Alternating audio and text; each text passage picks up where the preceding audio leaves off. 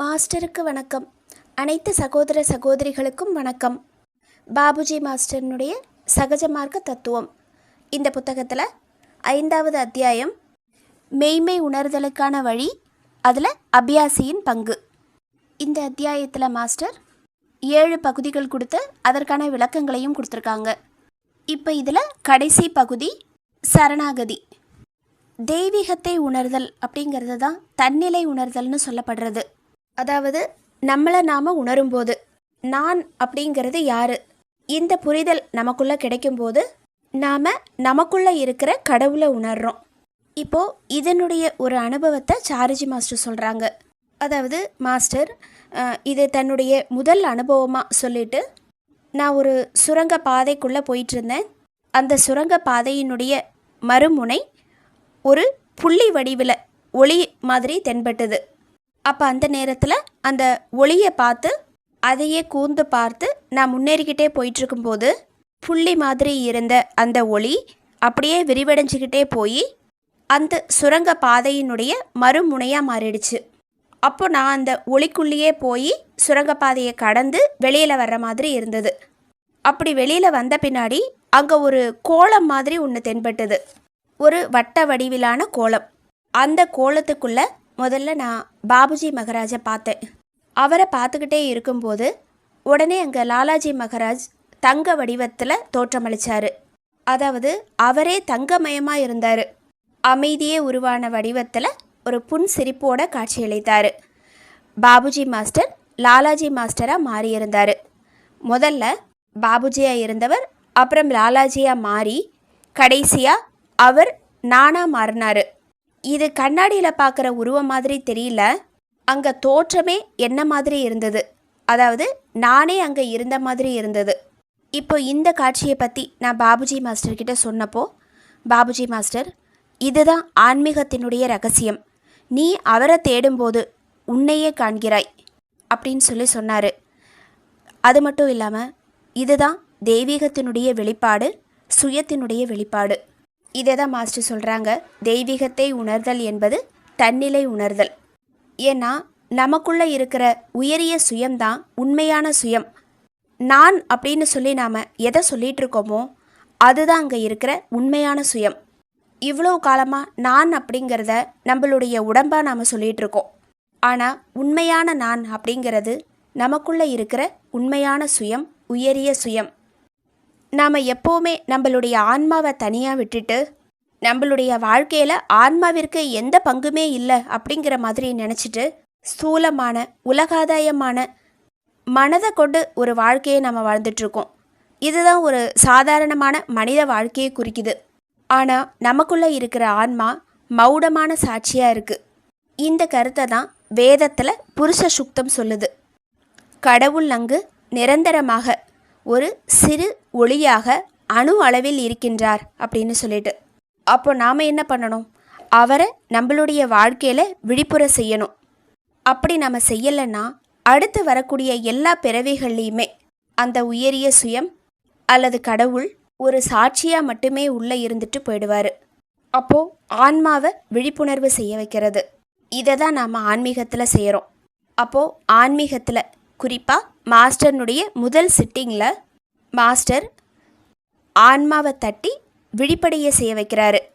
அப்போது நம்மளுடைய உயரிய சுயம் விழிப்படையுது. இப்போது இந்த கட்டத்தில் நாம் அவர்கிட்ட பொறுப்பை முழுமையாக ஒப்படைக்கிறதுக்கு தயாராக இருக்கும்போது மாஸ்டர் அந்த கடிவாளத்தை தன்னுடைய கையில் எடுத்துக்கிறாரு. அப்போது நமக்குள்ளே இருக்கிற உயரிய சுயம் விழிப்படைஞ்சு ஆன்மீகத்தில் உயர்ந்த நிலையை நோக்கி போகுது. இங்கே மாஸ்டர் சொல்ல வர்றது என்ன, நம்மளை நாம் முழுமையாக ஒப்படைக்கிறது.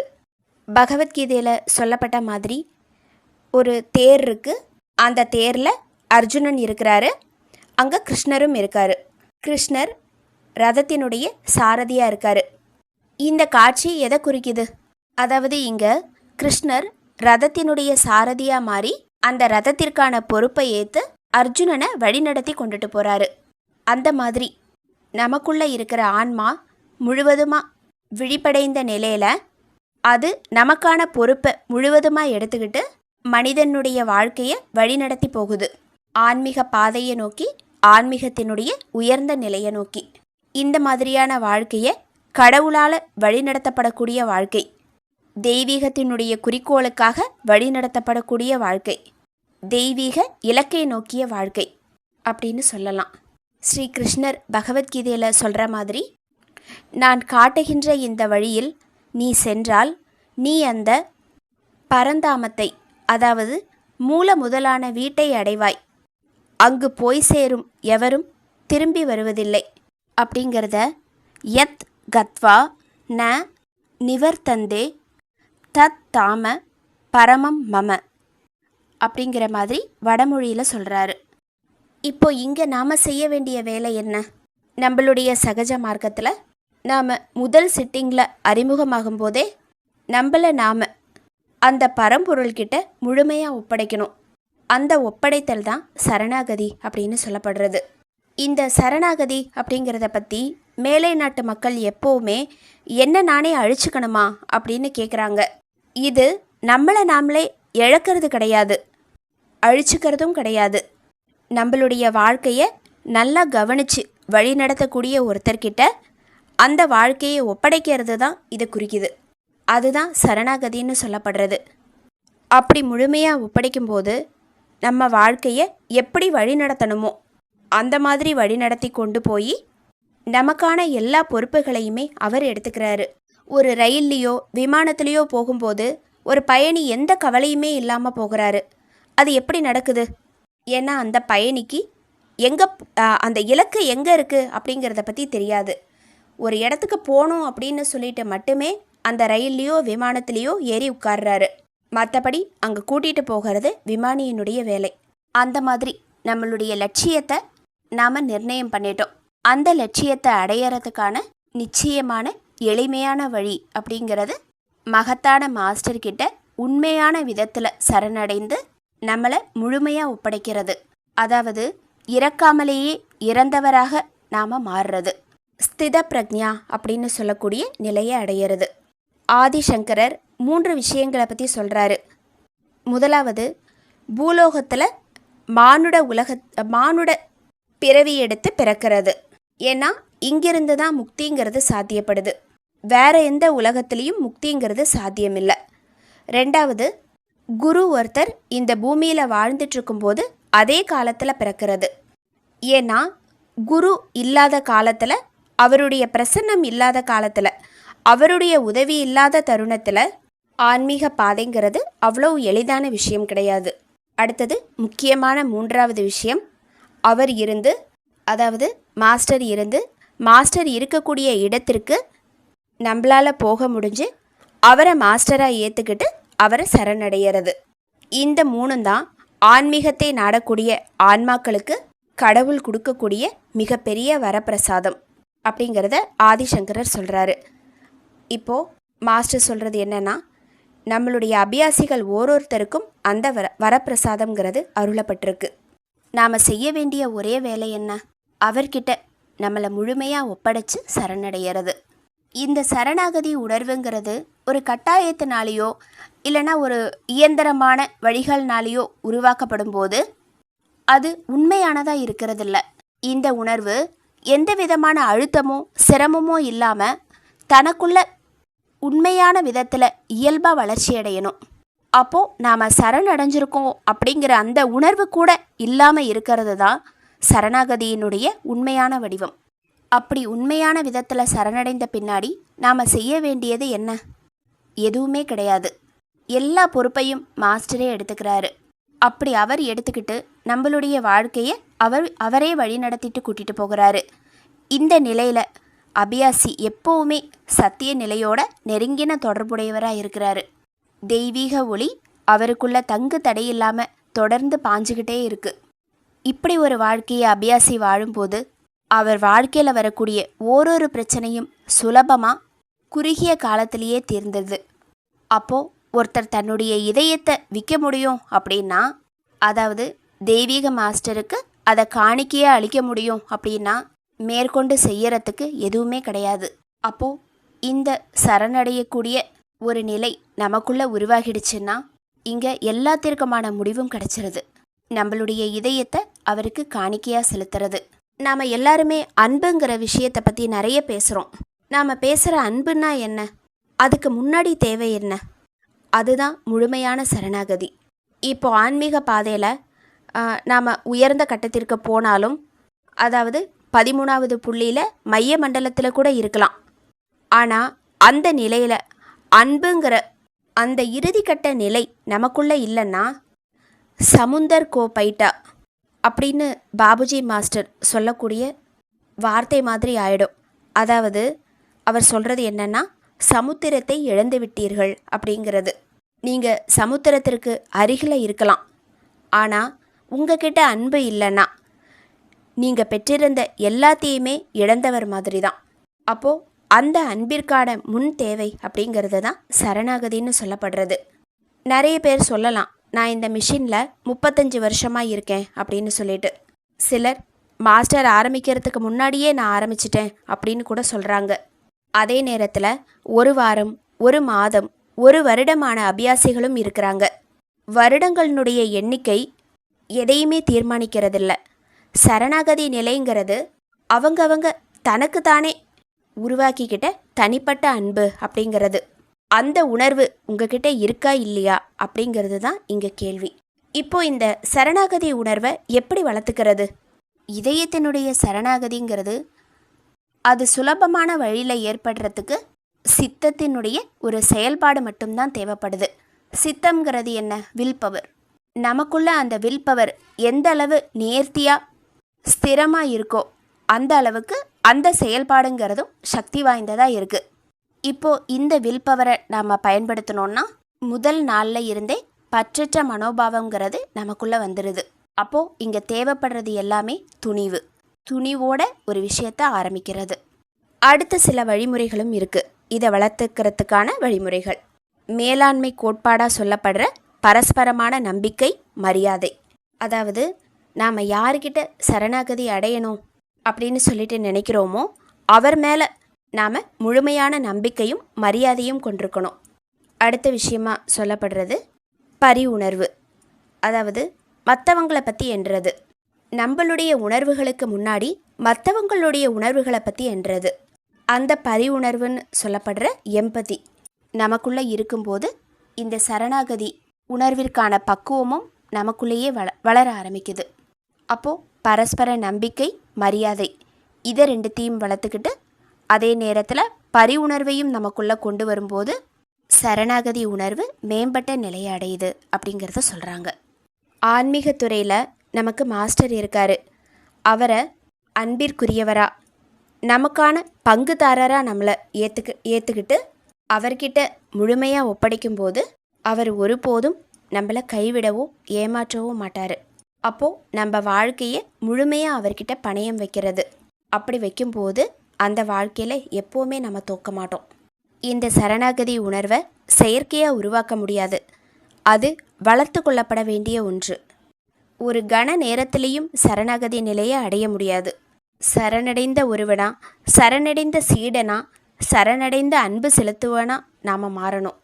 அப்படி மாறும்போது, அப்படி மாறின ஒருத்தன் இந்த பிரபஞ்சத்திற்கே சரணடைந்தவனாக மாறிடுறான். இதை தான் மாஸ்டர் இங்கே சொல்கிறாங்க. அப்போது ஆன்ம சமர்ப்பணம்னா என்ன? நம்மளுடைய ஆன்மாவையே மாஸ்டர்கிட்ட சமர்ப்பணம் செய்கிறது. தன்னை பற்றின எண்ணம் கொஞ்சம் கூட இல்லாமல் முழுமையாக மாஸ்டர்னுடைய சித்தப்படி நடக்கிறது. அவர்கிட்ட முழுமையாக நம்மளை ஒப்படைக்கிறது. இந்த ஒரு நிலையில் இருக்கும்போது இருந்து அந்த நிலையிலேயே நிரந்தரமாக நம்ம தங்கினோம்னா அது இன்மை நிலையினுடைய ஆரம்ப கட்டத்திற்கு நம்மளை அழைச்சிட்டு போகுது. அப்போ அந்த கட்டத்திற்கு போகும்போது தெய்வீக சக்தியை மாஸ்டர்கிட்டேருந்து தொடர்ந்து நாம் ஈர்த்துக்கிட்டே இருக்கோம்.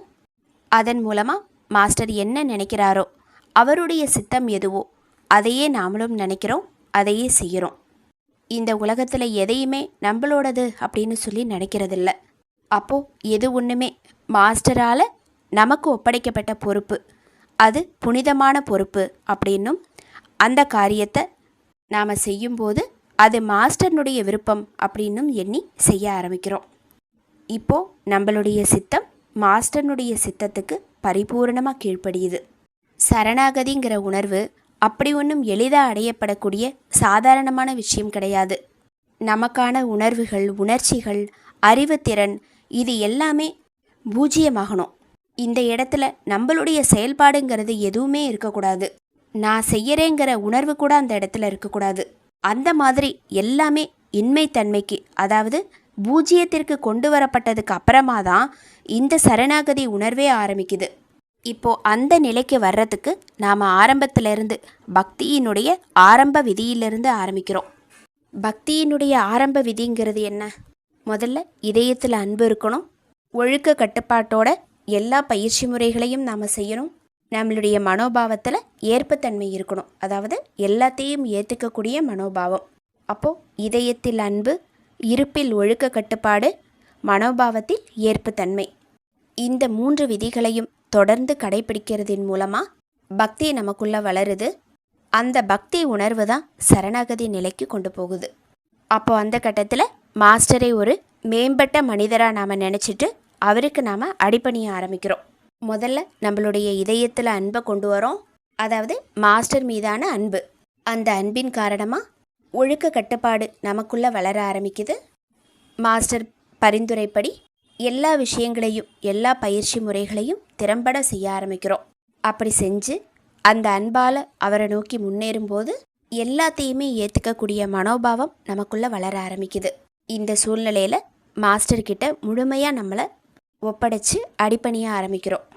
அவருடைய கவனத்தையும் ஆதரவையும் நம்ம மேலே திருப்புறத்துக்கு என்னென்ன விதங்கள்லாம் இருக்கோ அதை எல்லாத்துலேயுமே முயற்சி பண்ணி பக்தி, பற்றுறுதி, மரியாதை இது எல்லாத்தையுமே கொண்டு அவர் மேலே இன்னும் மேலும் மேலும் அன்பு செலுத்த ஆரம்பிக்கிறோம். இந்த மாதிரியான வகைகளில் தான் சரணாகதி உணர்வுங்கிறது மேம்பட்டு வளர்ந்துட்டுருக்கு அப்படிங்கிறத மாஸ்டர் சொல்கிறாங்க. இப்போ அடுத்தது சீடர்களை 2 வகையாக பிரிக்கலாம் அப்படின்னு சொல்லிட்டு, அது மன்மத், குருமத் அப்படிங்கிற முக்கியமான 2 பிரிவுகளில் ஞானிகள் பிரிச்சிருக்காங்க. முதல்ல இந்த மன்மத் அப்படிங்கிற சீடர்கள் எந்த கட்டத்தில் இருப்பாங்க அப்படின்னு சொல்கிறாங்கன்னா, இப்போ உலகத்தில் நிறைய துக்கங்களை ஃபேஸ் பண்ணியிருப்பாங்க. அந்த துக்கத்துலேருந்து வெளியில் வரணும் அப்படிங்கிறதுக்காக, அதில் நிவாரணம் கிடைக்கணுங்கிறதுக்காக குரு கிட்ட சரணடைவாங்க. அது மட்டும் இல்லாமல் நிறைய பொருள் சேர்க்கணும், உலகத்தில் நல்ல சௌகரியமான வாழ்க்கை வாழணும், இந்த மாதிரியான பொருள் சார்ந்த லௌகீக வாழ்க்கைக்காக அந்த மாதிரியான நோக்கங்களை கருத்தில் எடுத்துக்கிட்டு குரு கிட்ட வருவாங்க. அப்படி அவர்கிட்ட தங்களுடைய ஆசைகள் நிறைவேறுற வரைக்கும் அவங்களுக்கு குரு மேலே நம்பிக்கை இருக்கும். அப்போது அந்த ஆசைகள் நிறைவேறணுங்கிறதுக்காக மட்டுமே குரு கிட்ட கீழ்ப்படிஞ்சு நடப்பாங்க. ஒருவேளை இதில் ஏமாற்றம் கிடைச்சிருச்சு அப்படின்னா அவங்கள விட்டு விலகி போயிடுவாங்க.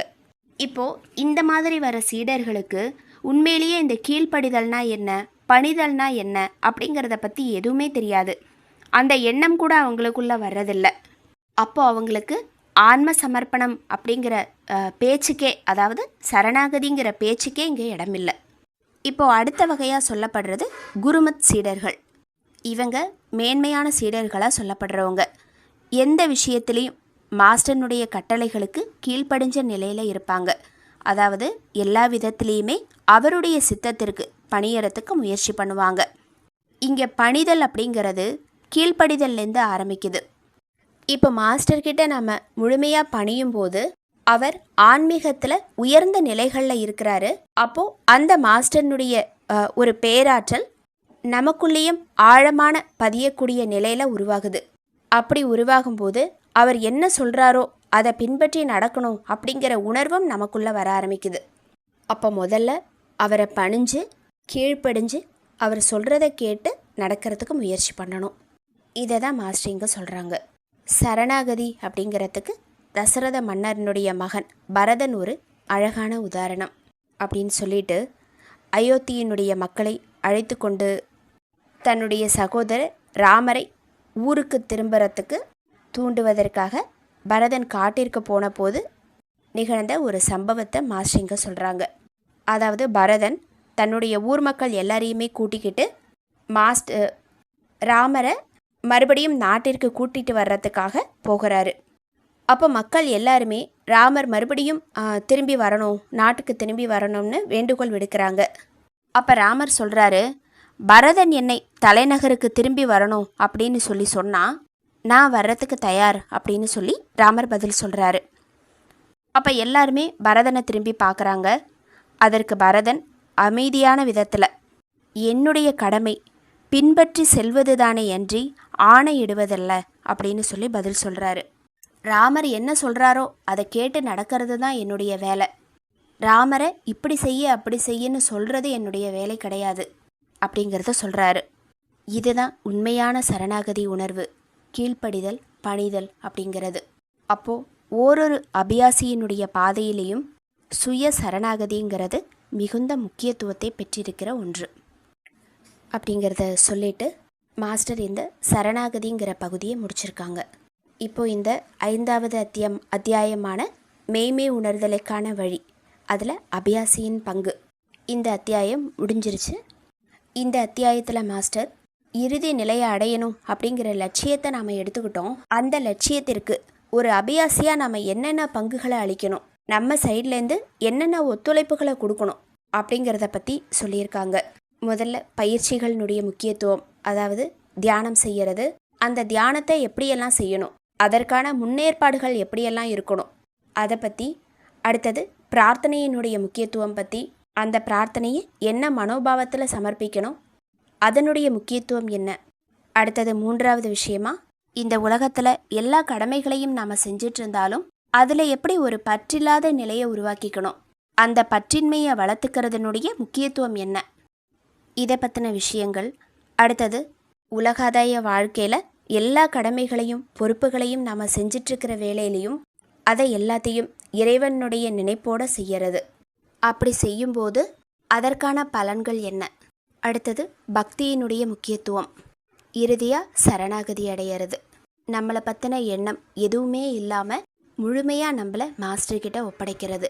இப்போது இந்த மாதிரியான பங்களிப்புகளை ஆன்மீக பாதையில் போகும்போது ஒரு அபியாசி கொடுத்தாருன்னா அவருக்கு ஆன்மீகத்தினுடைய மேம்பாடு வளர்ச்சி அடையும் அப்படிங்கிறதுக்கு பல விளக்கங்களோட மாஸ்டர் நமக்கு கொடுத்துருக்காங்க.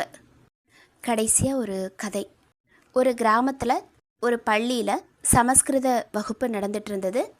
அப்போது அடுத்தது தீபாவளி விடுமுறை வர்றதுனால அந்த விடுமுறையில் என்னென்ன பயிற்சிகள் செய்யணும் அப்படிங்கிறதுக்காக ஆசிரியர் மாணவர்களுக்கு வீட்டு பாடங்களை கொடுத்துட்ருந்தார். அந்த நேரத்தில் அந்த வகுப்பிற்கு பக்கத்தில் இருக்கிற ஸ்டோர் ரூம் அங்கே திடீர்னு ஒரு நெருப்பு பற்றி எரிய ஆரம்பிச்சிருச்சு. சில குறும்புக்கார மாணவர்கள் வெடி வெடித்ததனுடைய காரணமாக அந்த நெருப்பு பொறி அந்த ஸ்டோர் ரூமில் பட்டு பற்றி எரிய ஆரம்பிச்சிருச்சு. அப்போ அந்த இடத்துல தான், அந்த ஸ்டோர் ரூமுக்குள்ளே தான் நிறைய துணிமணிகள், மரச்சாமான்கள், அழகு சாதன பொருட்கள் இது எல்லாமே அங்கே இருந்தது. அப்போ அது எல்லாமே எரிய ஆரம்பிச்சிருச்சு. உடனே அங்கேருந்து மாணவர்கள் எல்லாருமே பக்கத்து வீட்டில் போய் தண்ணியெல்லாம் எடுத்துகிட்டு வந்து அங்கே தண்ணி ஊற்றி நெருப்பை அணைக்கிறதுக்கு முயற்சி பண்ணினாங்க. அதே மாதிரி தண்ணியை ஃபுல்லாக விட்டு நெருப்பை அணைச்சிட்டாங்க. முழுவதுமாக நெருப்பு அணைஞ்சதுக்கப்புறமா எல்லா மாணவர்களும் அந்த ரூமுக்கு போய் கதவை திறந்து பார்க்குறாங்க. பார்க்கும்போது ஒரு பறவை மட்டும் அங்கே எரிஞ்சு கரியாக போயிருந்தது. இப்போது இதை எல்லாருமே பார்க்கும்போது ஒரு விஷயம் தெளிவாக தெரிஞ்சுது அவங்களுக்கு. அந்த பறவை தன்னை காப்பாற்றிக்கிறதுக்கான எந்த முயற்சியுமே எடுத்துக்கல. அங்கே உண்மையாகவே இருந்து தானாகவே முன் வந்து தன்னை அந்த நெருப்புக்கு இரையாக்கிட்டு இருந்தது அப்படிங்கிறது தெளிவாக புரிஞ்சுது. உடனே ஒரு மாணவன் என்ன பண்ணுறான், அந்த பறவையை, அந்த உயிரில்லாத பறவையை கொஞ்சம் தள்ளி பார்க்குறான்.